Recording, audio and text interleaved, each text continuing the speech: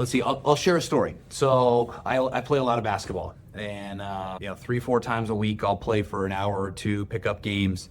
And a number of years ago, I was playing basketball, and during the game, I remember I was like making a sharp move, and I locked my knee back, and I just felt it go click, and I'm like, uh-oh, that can't be good.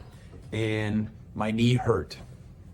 And so I'm like, uh-oh, well, I need to go get this looked at. So here's physical stress, right? I can't play basketball anymore. My knee is painful.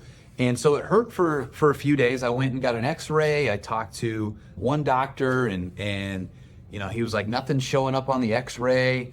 And so I'm doing the things. I'm trying to increase my capacity for this physical health. I'm resting. I'm not exercising anymore. I'm building relationships with doctors, trying to, get their expertise. I'm trying to educate myself on it. And ultimately, it just never got better. And so finally, we live in Minnesota, where the Mayo Clinic, one of the most famous medical systems in the world, is.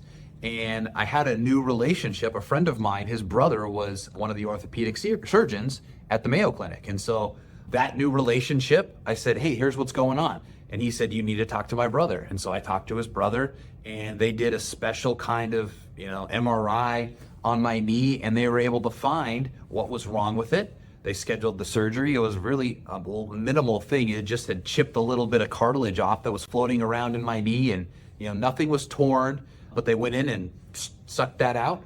And my goodness, I was ready to go like a week later. And so that's an example of physical stress, physical capacity building, where I had to develop some relationships, I had to get some education, and then I had to put some habits in place to raise my capacity to physically be able to do what I wanted to do again.